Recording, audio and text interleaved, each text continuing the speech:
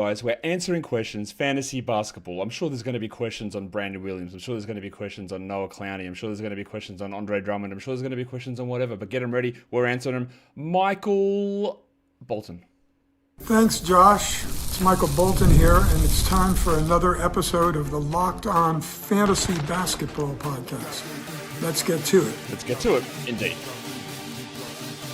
You are Locked On Fantasy, your daily NBA fantasy podcast. Part of the Locked On Podcast Network, your team every day. Hello and welcome to the Locked On Fantasy Basketball Podcast, brought to you by Basketball Monster. My name is Josh Lloyd, and I got up too late that I forgot to think of an intro to do for the show. I'm also the lead fantasy analyst at basketballmonster.com, and today's episode is brought to you by FanDuel. Right now, new customers can bet just $5, and if your bet wins, you get $300 in bonus bets to use across the app. Head to FanDuel.com to get started. Thank you also for making Locked On Fantasy Basketball your first listen every day. We are free, and we are available on all platforms, and we are also the number one sports podcast network in the world. So that's us. Thank you for getting us there, and thank you for getting me close, and we're almost there, to 100,000 subs. I would love it if you haven't subbed to go and do that now. And I'm joined to talk fantasy basketball, to answer mailbag questions by I'll say the one and only, I'm sure there's other Kingies around, but this is the only King that's on this show. Adam King is here. Welcome back, Kingy. Morning, mate. Yep. There's two other Kingies in my family, so there you go. Easy. Definitely not the only one. Easy to just quickly confirm my suspicions that you're not the only one, but the only one for us, the only one in our hearts. As we get ready to have a think about fantasy basketball and questions that people have. All right, let's have a look. Oh, this is an easy one. Kingy, you can handle this one for me. It's like, any chance that Porzingis or Mark Williams play tonight, or both of them for sure rest? Obviously, they both played yesterday. What do you think about that one? I think it's pretty easy. I didn't even think there was any other way that this was going to happen, to be honest. Yeah, I'd say no. Yeah, I don't. Yeah, look, Porzingis' minutes were lower yesterday as they absolutely cooked the Kings, but to me, there's no real reason why. Like, there's no reason to think that these guys will play on the back-to-back. Maybe it happens, but I think it's probably the smart idea for everyone to just head into it with the expectation that it's not going to happen, and that's fine as well. Because I think when you drafted any of these players, that's exactly the expectation you had heading into the season. All right, let's get some other questions. All right, that's not a real question, Adam. I like a better question than that. Here's one about stashing Kingy. Like, I know you and Dan did a stash show the other day. I'm not a big stash guy in general. It's such a tough thing to do in a standard format in a league where your daily changes and you've got a bench that's like a normal standard size bench. You need every spot, right? The ability to stash someone waiting 2 months, 3 months, 4 months for somebody to start providing value is really, really tough to do. And as soon as you cop an injury even to someone else, it's even harder to do. But the question is about Scoot Henderson. Is he worth a stash in a 12-team points league? Because we're getting sort of close, I guess, to the original announced time frame of Scoot return. We've heard nothing though. But is he good enough? Or I guess to broaden the question out, what is the level of someone being good enough where you can go a little bit in advance to stash them? My answer to this question is probably different to what it was coming into the season. Like, I think Drew Holiday has exceeded expectations. Portland are looking good. So, look, I guess if you've held him this long, you might as well hold him another week-ish, and then he might be back. But I'm not sure. I assumed he would come in and maybe be the starter, but is that going to happen now? With the way I don't think so. They also have a different coach for other reasons. That's also true, yeah. So we don't know. So look, I would say probably not. Yeah, I don't see it. Look, I don't see that there is he's going to come back King. Like we saw it with TJ McConnell, right? He came back, he played 12 minutes.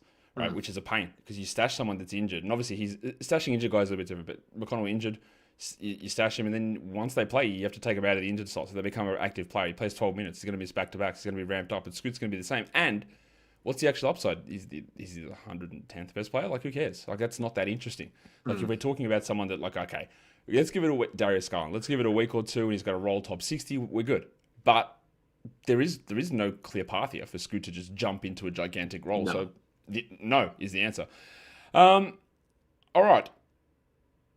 I don't like there's too many names in that question there, Andrew. I was going to look at it, but there's just too much going on in that question. But all right, what are you doing with Jaylon Tyson, Kingy? Because it looked like we were going to be having some interesting things about Tyson with the seeming re-injury to Darius Garland's toe, although they're being coy about that. And then he went into the concussion protocol. He was playing really well. What are you doing in this little interim part here? There's 3 games on today, so he could potentially be taking up a valuable roster spot that you could use for streaming. Do you think Jaylon Tyson is worth holding, or is it only if Garland is out?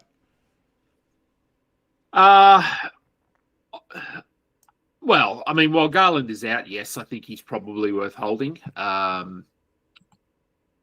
But yeah, we don't have word on Garland. Like we don't know if this was a sort of a new injury, or as far as I'm aware, anyway, unless you've heard something. It's not a new injury. It's not a new one, but did he re-injure it, or just is it a bit sore?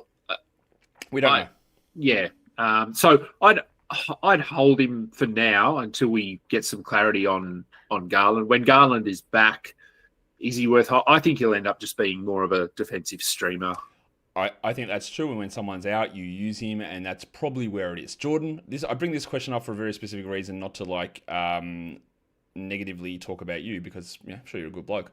But do we feel the Wizards will shut down Sarr later in the year, Jordan? I don't care. I just don't care. You're talking about a guy that you probably got to pick 100 or pick 80 who's rolling as a top 30 player.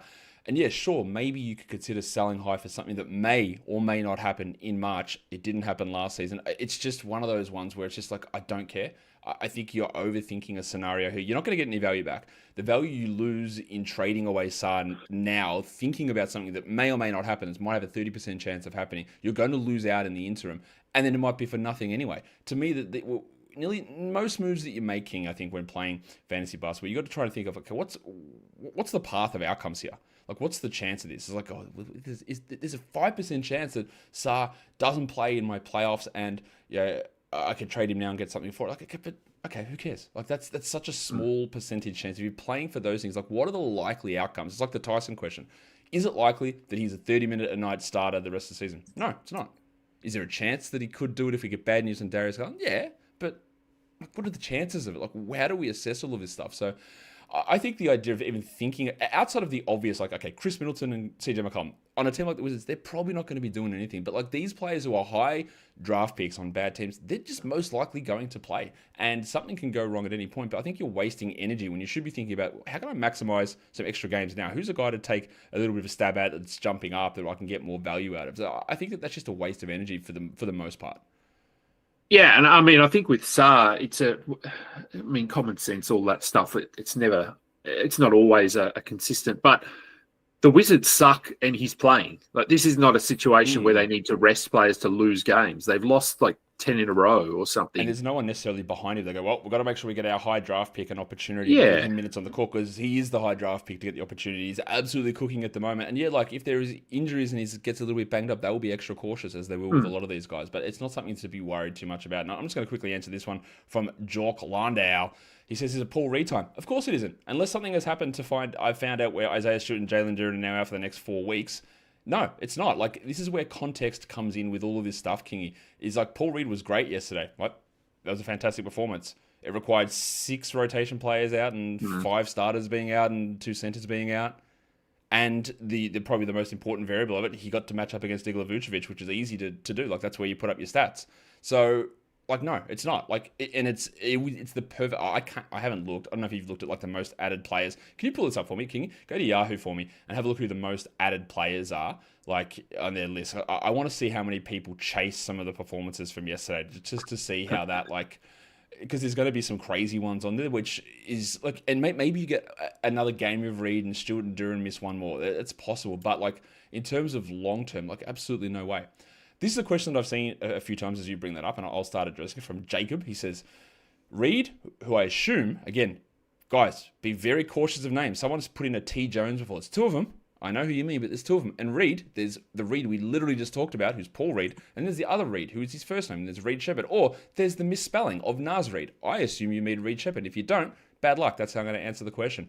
Reed Sheppard or Brandon Williams in a 10-team 9-cat league? This is a question that's getting asked a lot. One of them is a starter, one of them is not. One of them is a high draft pedigree, and the other one is not. And they're both different players. So, how do you view this one, Kingy? I think I'd go with Reed. Maybe that's a little bit of stubbornness on my part because I drafted him. Finally, it's paying off. Brandon Williams has looked good though as well. I mean, geez, D'Angelo Russell is really helping him by playing terribly. So, but I think I'd still go Reed just because he is starting. But I think both have to be rostered at the moment.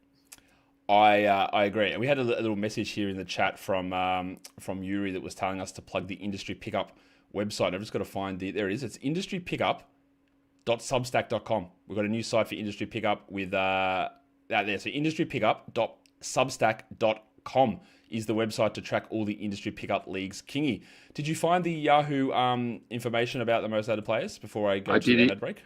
I did indeed. Oh, what do we get? And the most added player is Paul Reed. Of course it is. Do it. Of course. Do it. Okay. Before I laugh too hard, did we get any information to suggest that Duran's out again? Nothing that I've seen. Oh, no. Of course. No. Who else is in that list of most added players? Is Dennis Jenkins in there? Is Craig Porter in there? Which would actually make sense because they play today. Yeah, I can't see either of those guys. Jay Huff is in there.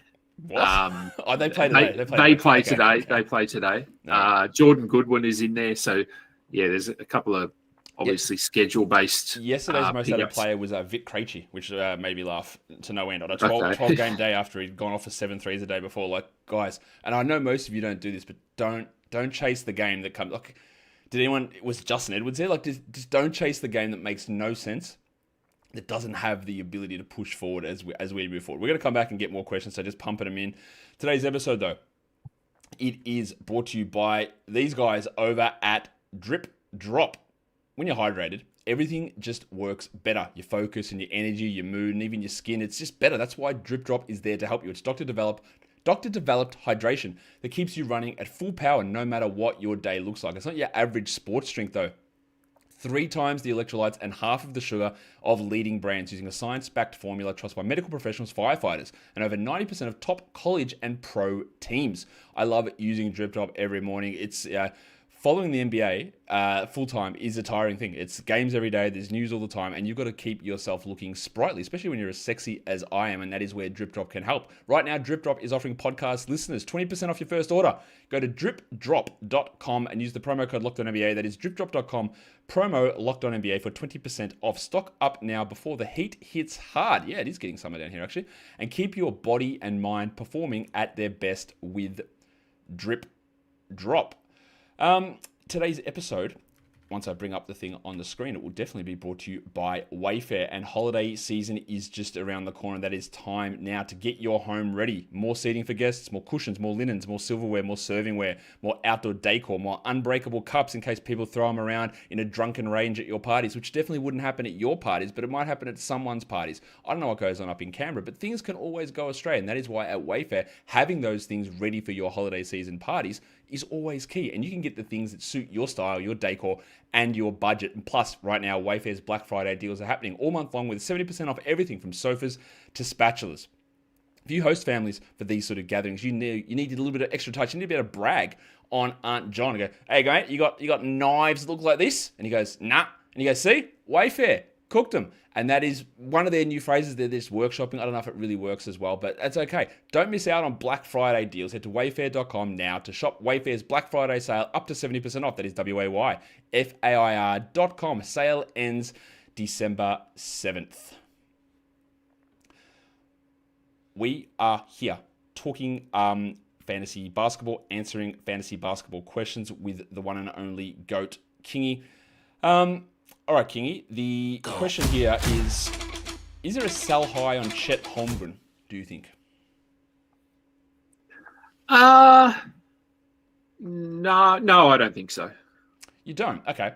What's your thought on that? Like, what, not why do you believe that, but like, I think there's a reasonable argument. There was a reasonable argument to be made on that. Probably not after the last 2 games where he's barely played and the numbers are down. But I thought there was a reasonable argument to that because he was shooting the lights out. His minutes were high and Jalen Williams wasn't back. But so you think he can sort of maintain what he's doing at the moment?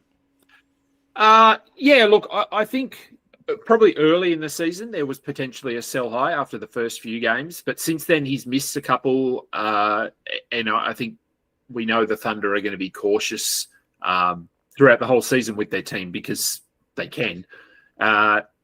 Yeah, I'm not sure now would be the time because, I mean, I guess it depends on those in your league. If they're educated and they know a lot about the NBA and that sort of thing, then, yeah, I just don't think that they're going to buy into Chet playing every game or anything like that. And, he had 11 points yesterday. Yeah, he played like 20 minutes, didn't he? Yeah. They have so many blowouts that his minutes are hard to project. So I just think he'll settle. He's probably in the top 30 range or something, top 40. I would think that's about right. That sounds about right to me. Yeah, and I think that's sort of where he finishes. So for me, if I drafted Chet, I was expecting some missed games. I was expecting games where he plays 25 minutes or 22 minutes. If you want to try it, by all means go ahead, but I'm not sure that you'd be able to pull it off. I think yes, but I also think you can't. I would, but you can't after the last couple of games. This is a question that I think is really interesting. Cactus says, can Norman Powell keep his value when Hero returns like he did for the Clippers when Kawhi returned? And this is interesting, Kingy, because he didn't. He did not maintain his value when Kawhi returned last season. So if you are selling to someone that believes that happened, then yeah, absolutely. That didn't happen, at all. He was outside the top 100 for big stretches of the end of last season, and then he got hurt as well. So that didn't happen. And I don't think it's going to happen now. Remember, the Heat are rolling without their two best players. And Norman Powell is doing the thing that he always does. He's shooting 40 million% from three, and he is going to be, I think, a 40% three-point shooter. But his usage is through the roof. His shooting percentages are through the roof. And while shooting, he's a good shooter, Kingy. He's not going to just shoot 45% every single game. He will have a stretch where he shoots 37. And now it seems that invariably come when usage drops and other players come back. So, no, I think there's no way that he's able to maintain that value because we've got a pretty clear blueprint of why he won't or that he can't do that. And we know that Norman Powell doesn't do anything else that's not scoring. No, and I guess it depends what you determine as his value because he's top 30 at the moment. Yeah. He will be rosterable. He will be someone that has to be rostered, but he'll settle back into the middle rounds, top 70, top 80, somewhere in that range, I think. This is where I find there's a lot of intrigue in mailbag questions. King, you're the king of the mailbag. You're always opening them up. You're always in there answering. But sometimes the questions come through really? What? Because, no offense to you, user, but, the question here is, do you sell high on Derek White? If we had done this show yesterday, it would have been oh my God, what do I do with Derek White? I might have to drop him. He can't handle it. It's a buy low on him. He had a good game. But the idea of that one game, which was great, swings it, sure. And that is why, when we talk fantasy and we try and you talk about it or you talk about the advice or you think about how you're making moves, all it takes is one person in a league to have a thought that you go, I didn't think anyone would think it that way. But cool, let's do something about it. That's why that when we're talking trades, there's negotiations, there's asking a question. It's I can't ever just hold your hand and King, you can't just say, trade this guy for this guy. They go, yep, well, King, you said this, and this is the trade that has to happen because you never know how people are going to view things. Because the idea of a sell hard on Derek White after one good game and 12 subpar shooting performances would never enter my head as something that you would even consider or that anyone would even focus on. So I think this is not really even a question necessarily, but if you could sell, if Kingy, someone existed that's looked at yesterday and went, this is the new Derek White and we can get a top 30 player back, would you do that because you are worried about Derek White's performances? If I was the person trying to move off him, sure. My answer is, if you want to move off this player, try. I can't tell you whether someone will accept your trade. That's completely up to them. But Derek White is such a weird discussion or talking point this season because people have been just talking about how bad he is and this terrible season. And you look at his numbers; they're not bad at all, other than shooting. He just can't shoot. Yeah, he just can't shoot. Yeah, everything else is career high. So, look, if you want to try and sell high after this one game, go ahead. But Oh, my cats are going absolutely nuts out there. Ask him about Noah Clowney, because Tizmiz wants to know. The people want to know. The pussies want to know about Noah Clowney. Is he likely a mainstay on rosters? All right. Is he likely a mainstay on rosters? Well, likely. Let's. I was going to try and do like a Jordan Peterson voice impression then, but like it's just I'd laugh too much. Anyway, what does likely mean? If more than 50% chance? Probably not. Like, is it a decent chance? Is he one of their best, if not their best prospect? Maybe. Is it worth it now that he's playing 30 minutes a night, like, to try it, and now that he's decided he's going to block shots again? Like, yeah. I don't go into any ad like that, Kingy, on a Noah Clowney or a failed ad on a Trenton Watford or Josh Minot or whatever it is, right? Thinking, locked in, bang, we're set, we're good, let's go. It's all happening now. I go, all right, there's a chance here. All right, there's a chance on what happens with Brandon Williams. Like, let's see. I don't know if it's what's going to go on with Reed Sheppard, but like, I like the trajectory and I like the potential. Let's try it. So I look at that with Clowney and go, okay, can he shoot? Yeah, his free throw's pretty good. Yep. Is he got blocks and shots? Maybe. Rebounds? I don't know. Maybe. But the minutes are there, the role is there, the pedigree's there, the potential's there. So I try it, and if in 3 weeks it's not, oh well, do the next one. Like, the way I look at it, I don't need to look at these sort of ads and think, when we hit February the 21st, is he still going to be useful? Because I don't think there's any point in that, because we don't know, and we'll probably make 30 reassessments on Clowney in that time frame. So. Do you think that by February 21st, Noah Clowney is going to be useful? Like, or like as a more realistic question, should we just be grabbing him? Yes, I think we grab him. He's had a few good games. As you said, he has got some blocks in the last couple of games. Yeah, I think it's 4 in the last 2. For me, and again, it's about reading those tea leaves and things like that. The indication to me is that they want him to succeed, and they want all their players to succeed, but they want to give him minutes. They except for Cam Thomas, that's right. They want him out there. They want him playing minutes. And if we think back 12 months or just over 12 months coming into last season, we were sort of high-ish on Clowney. We thought, okay, he could have this role here. He's got some defensive upside, and he did nothing and was not rosterable. So is this different? Maybe. So pick him up and see what happens. Do you think there are any must-roster Knicks with the Brunson injury, Kingy? We don't know the severity of it, but I'm going to guess it's 2 weeks minimum here on Brunson on his foot and ankle again. I don't have news up in front of me, but he's walking boot, his crutches. He hurt his ankle last season. It was like a 4-week thing. I'm going to be not surprised if that's the case. They don't really have a traditional point guard behind him, like Landry Shamet's not that guy. I think it'll probably be Juice McBride who starts, and then McBride, Shamet, Clarkson will play more.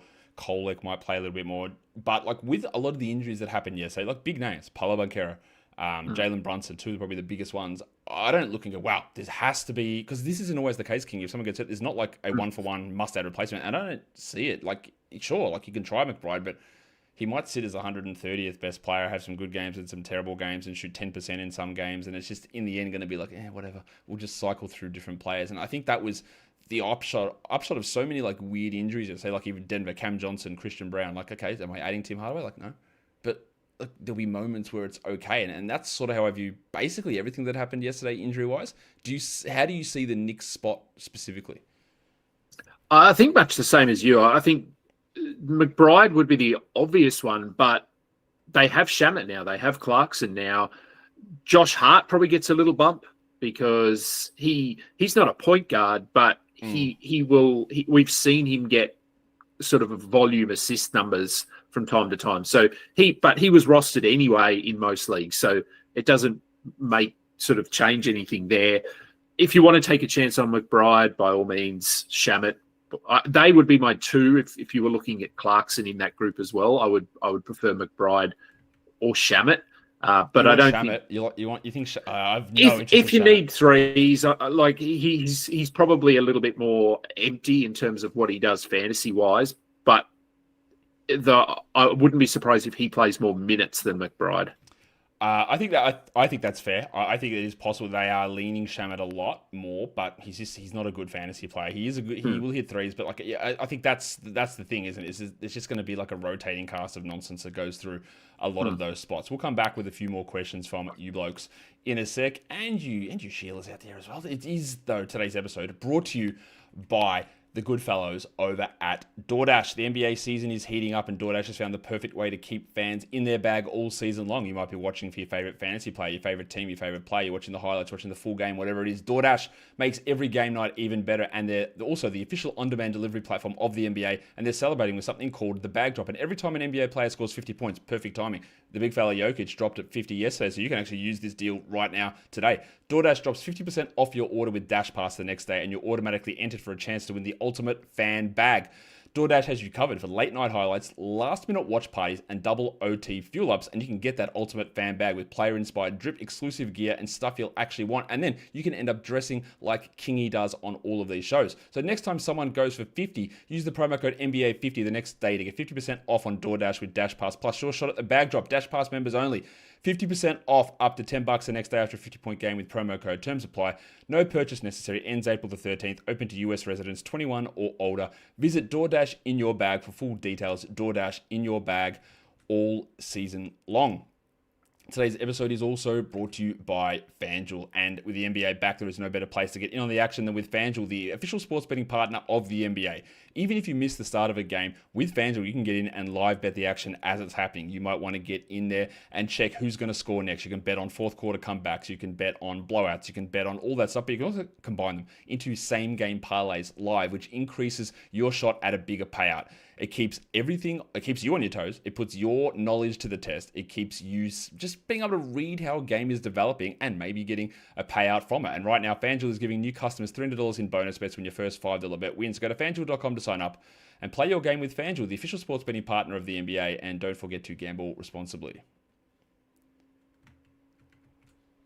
All right, we are back here, Kingy, and we're ready to answer more of your questions as I just bring them up on the screen and bring you back up on the screen. All right, I've seen you answer this question a few times here for Decker about Derek Queen. Do you see in the future Derek Yas Queen being a top 30 player in points season? It's a very specific question. I'll say maybe. I don't care enough about the future of Derek Queen for multiple years to be top 30 guy. I'm more interested, and I'll use this as a jumping off point. Maybe, right?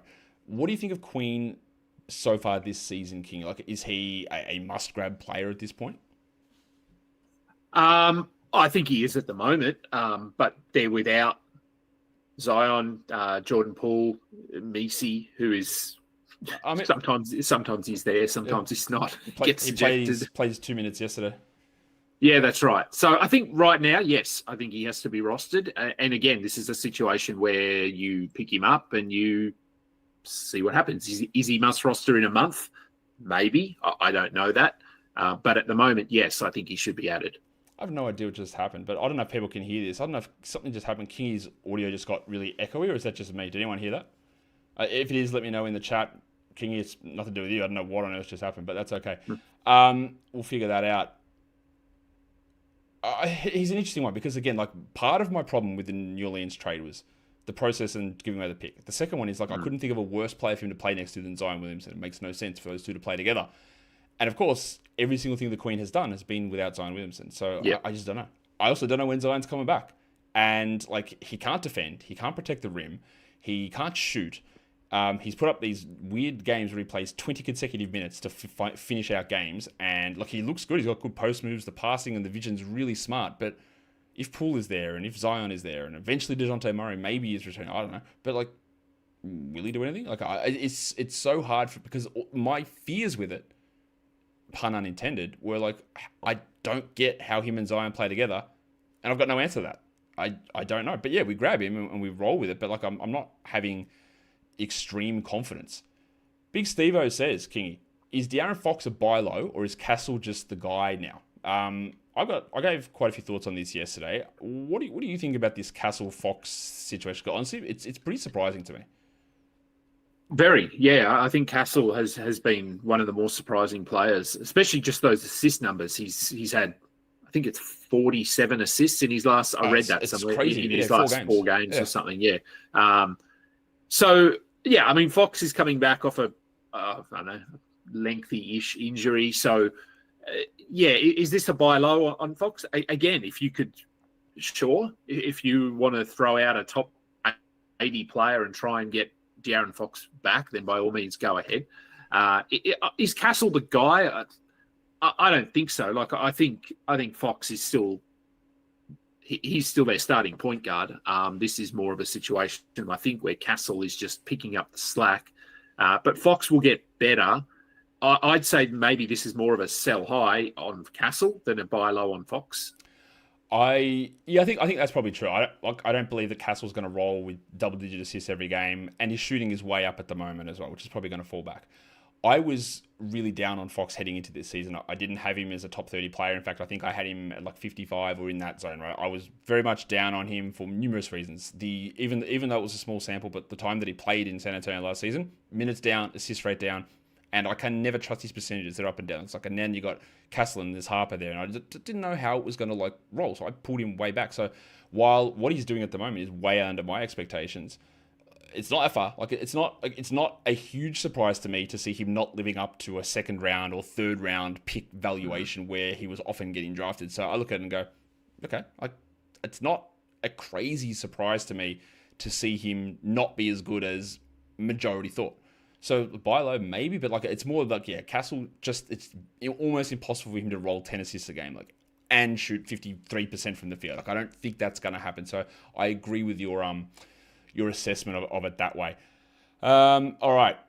Will the Jazz, and I think this brings up an interesting part, which I'm going to segue into, King. I'll ask you the first part first. Will the Jazz prioritize Kyle Filipowski sometimes this season over use of Nurkic? How do you see the Nurkic, who is starting and plays close to 30 minutes or 26 minutes, as a starting center? Will the Jazz prioritize Filipowski over Nurkic this season? I think they probably will. At some point, I think Filipowski will move into a bigger role.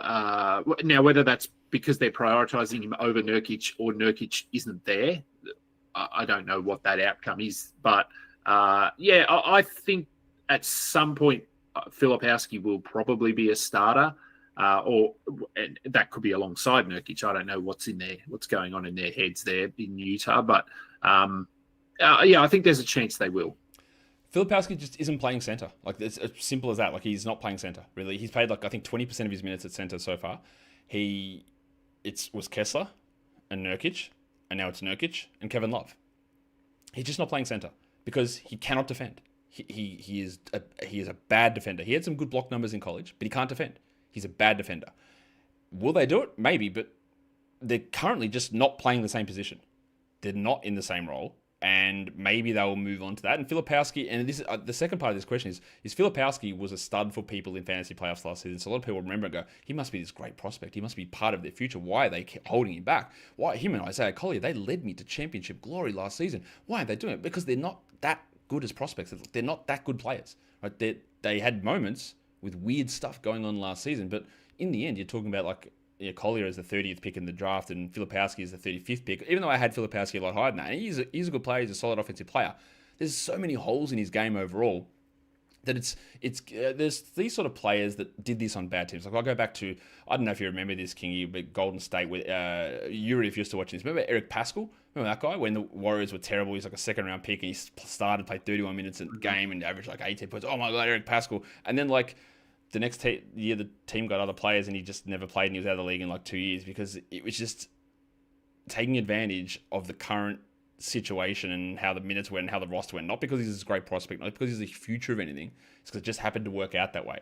And while I'm not saying that Filipowski's necessarily going to be that, I think there's an element of it. And trying to decipher between someone going crazy at the end of the season because their other competition for minutes is EJ Harkless versus you are a long-term foundational piece is something that you not need to get out of your head, but you need to recognize that those things don't always line up in the same direction.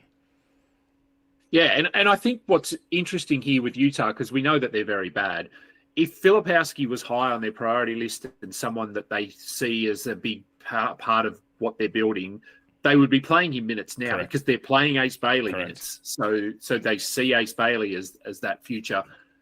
They haven't. They sort of any excuse to get Filipowski out of the starting lineup at the moment would tell us that, he's maybe not as good as what we saw in that small stretch. Did Eric Pascal have a good nickname? I feel like he did. Yeah, the triangle.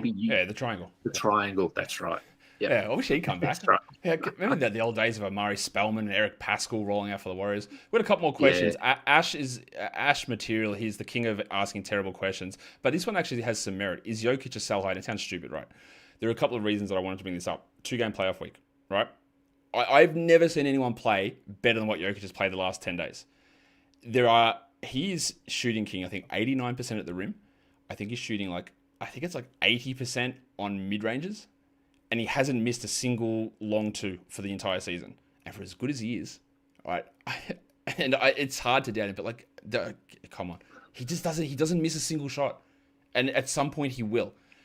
And I think if you pair that with the idea, if you're playing in a Yahoo default league with a 2-game week, that maybe consider it. Because also, look, Jokic's first 10 days of the season were very good. They were good, but they weren't very good. They weren't this. This is an insane, one of the best stretches I've ever seen from a player. This efficiency is actually, I think I saw it today, that over a 5-game period, it's the highest true shooting percentage that anyone's ever had. It's 85% over 5 games, which is it's insane. It's literally never happened before. And the next closest was 80, so 5 percentage points different. So theoretically, yeah, but in practicality, you can't really do it. No, not really. And I do remember sort of to start the season, I felt like, and I'm just looking at his box scores here, his first 5 games, he basically was averaging sort of 20 points, 22 points. They were good. They weren't great. They weren't excellent. No, good. Everything else phenomenal, but the points were down. And I think with Jokic, it's more of a situation where he if he feels like he has to score more, he just will. And to start the season, he was probably trying to get these other players involved, get Cam Johnson involved. And then he just went, to hell with this. I need to score points. And the shooting, I was watching that game yesterday and every shot, it doesn't look like missing. It's doesn't matter where he shoots from. I got a couple of questions. That one is really, I found an interesting one because no one's brought it up and I think it is important. Jordan Miller played 26 minutes for the Clippers yesterday, scored 22 points, his first game action for the season. Early last season, he had some opportunities and he played pretty well. And then post-game Ty Lue, which happened after I finished recording, Ty Lue came out and said, we're going to give these young players rotation minutes. And it was Jordan Miller, it was Cam Christie, and it was Kobe Sanders. Okay. So is his idea that John Collins is now starting rest of the season not going to be the case? Is Derek Jones getting benched? Is Chris Dunn playing 20 minutes a night? Miller is one that I would probably watch the most out of those 3, just given what happened yesterday. But it's a name that, again, this is for the real double onyxers. King, we'll probably make this the last question, but do you see anything there? Because it was a little shocking to see the Clippers just lean into these random second-round picks and then Ty Lue doubled down and go, yeah, we're going to have to, aren't we? More of a watch situation, I think, at the moment. I wouldn't be rushing to add him or anything like that, but I think this probably just reinforces that Lopez, Chris Paul, Beal's obviously out for the season, but Chris Paul done. He's cooked. But those other guys, they're done. They're washed. John Collins hasn't really found his groove yet, I don't think there. So, I'd watch and see what happes because Kawhi will come back at some point with his new foot strain. We hope. Foot sprain or whatever. I'd watch and just see what happens. It is just a name just to throw out there, just so you're aware, and commenting on those Ty Lue questions. I think we will end that there, Kingy. It has been great to have you here and talking about all of these questions. There are so many fancy questions that are coming through. So if you've got more questions, you can drop them, not in the chat because the chat will disappear. We won't see it, but drop them in the comments of this video and other people will answer them. We'll jump in and answer them as well. Kingy, I'm sure you've got about 12 or 14 mailbags coming in the next 3 or 4 days. So tell people what is cracking over there and where they can find all of your intimate mailbag action. Love a mailbag. Yes, I will have some more mailbags next week. At Adam King 91, that's Twitter. All my stuff is on the Old Man Squad YouTube channel. Hoping to do an industry pickup show, actually. It's just been tough scheduling it in with everything else that's going on. But that is the plan, to throw in a weekly industry pickup show where we can talk about all of the formats, all the different leagues. I just wanted to cut just touch on 2 questions that I saw worth time. Is Ayton a drop in 10 tip leagues? No, shut up. The next one is, someone said, why do you think Tari Eason's a must roster? Because I believe he's a must roster player. His stat profile is replaceable. I don't believe it is. And that's it. If you don't believe that he's a must roster, it's okay. I believe he is. And do not drop DeAndre Ayton because he had a bad game yesterday. It was the Thunder. It happens. Guys, I reckon we'll wrap that one up there. Thanks to Kingy for coming on. Thanks to everyone for being here part of the show. I'll be back with other shows later today, and I'll be hopefully setting my new computer up tomorrow. So hopefully we get things that roll without too many problems. Guys, we are done here. Get me to 100K. Thank you so much for listening, everyone. See ya.